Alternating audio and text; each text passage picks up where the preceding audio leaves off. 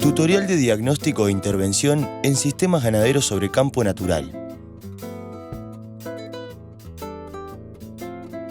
La ganadería es el principal rubro de exportación del Uruguay, el que abarca más superficie y el que involucra a más productores y trabajadores. La cría vacuna es el motor y el primer eslabón de la producción ganadera. Actualmente, la ganadería familiar de cría es extremadamente vulnerable a las variaciones del clima y los precios. Un año seco o de bajos precios afecta seriamente el ingreso económico de las familias ganaderas. Esto se debe fundamentalmente a que la producción se encuentra muy por debajo de su potencial. Una encuesta reciente realizada por el Ministerio de Ganadería, Agricultura y Pesca y la Facultad de Agronomía muestra que las explotaciones criadoras producen alrededor de 80 kilos de carne por hectárea al año, cuando utilizando los mismos recursos podrían producir más de 120 kilos por hectárea al año. Dividiremos este tutorial en 3 partes. Primero presentaremos los problemas de los sistemas ganaderos criadores sobre campo natural, luego propondremos orientaciones para realizar un diagnóstico de los sistemas y por último plantearemos medidas de manejo. Problemas. En la mayoría de los casos la situación comienza con la relación entre pasto y ganado.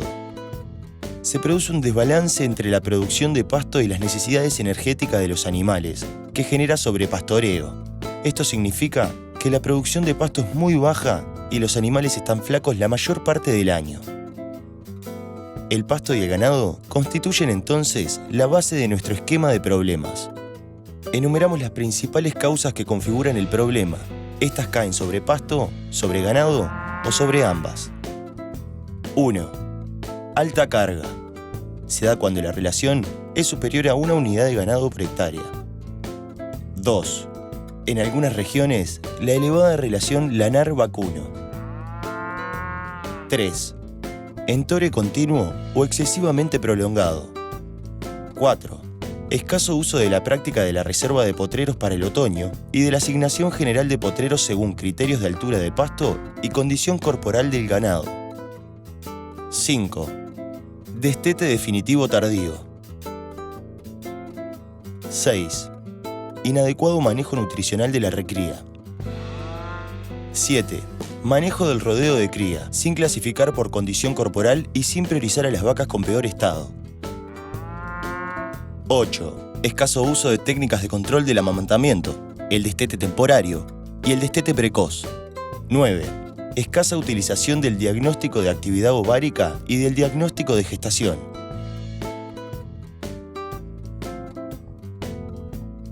Todo esto se traduce en bajo porcentaje de procreo, alta edad del primer entore y bajo peso de los terneros y de las vacas de refugo.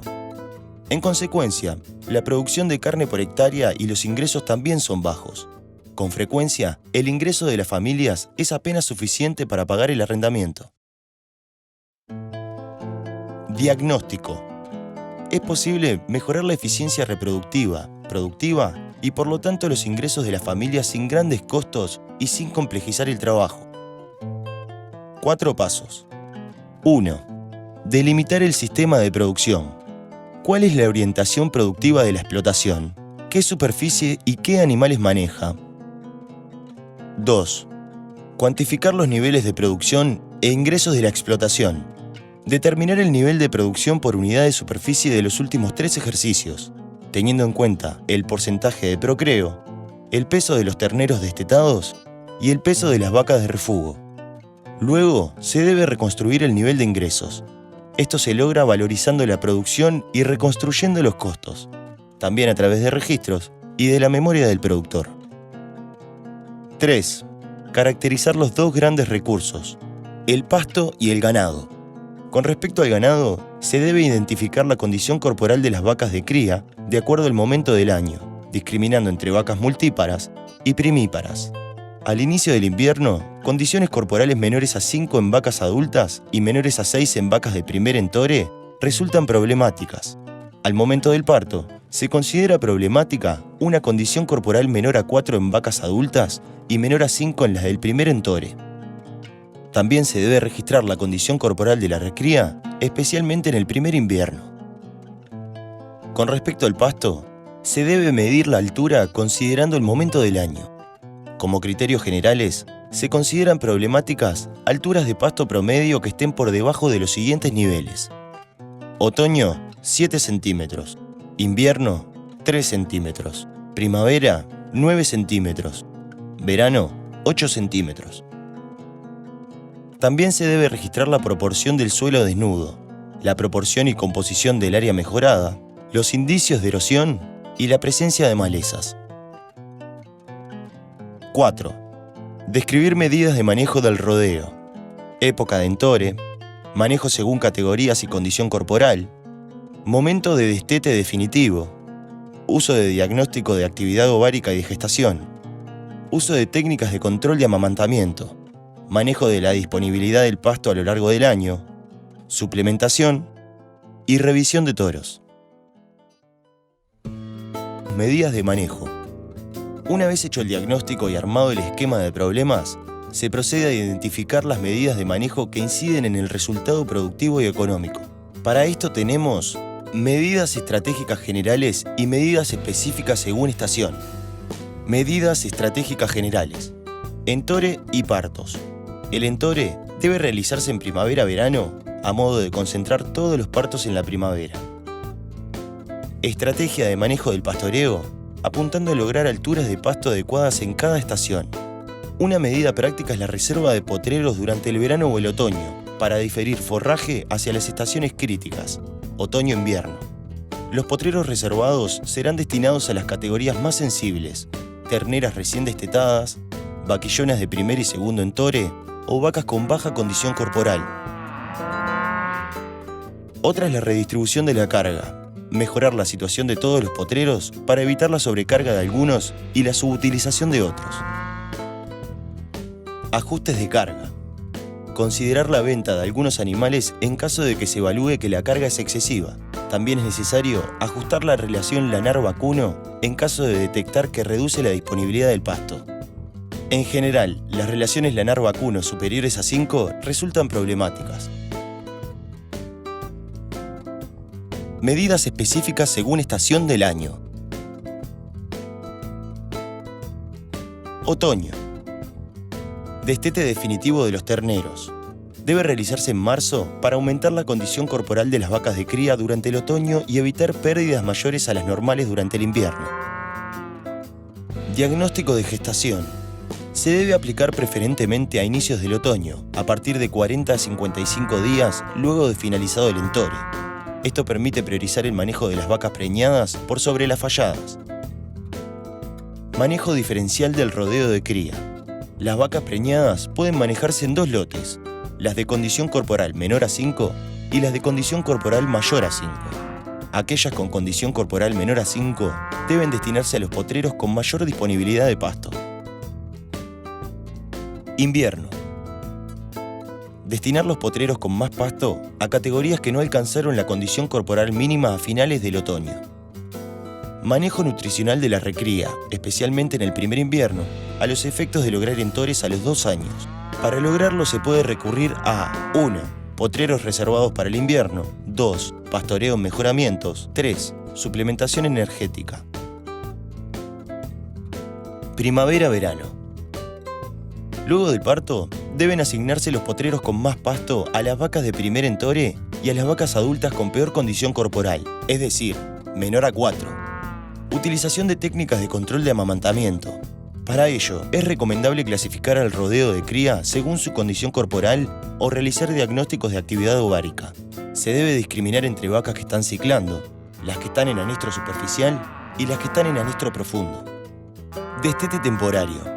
Se aplica a las vacas que estén entre 3,5 y 4,5 puntos de condición corporal o que se encuentren en anestro superficial. La interrupción de la lactación debe durar entre 11 y 14 días y debe realizarse entre 40 y 50 días antes de la finalización del entore. Destete precoz. Se aplica a vacas con condición menor a 3,5 o que presenten anestro profundo. Debe realizarse entre 30 y 40 días antes de la finalización del entore. Este conjunto de medidas deben tomarse como una referencia general. No todos los casos ameritan la implementación de todas ellas. Se las debe jerarquizar en función de los principales problemas identificados en el diagnóstico. En resumen, es posible lograr cambios importantes en las explotaciones ganaderas, apuntando a lograr mayores ingresos y, por tanto, a mejorar la calidad de vida de las familias productoras. El objetivo debe ser el de lograr mayores niveles de pasto a lo largo del año y sincronizarlos con los requerimientos nutricionales de los animales. Más pasto, ganado en mejor estado.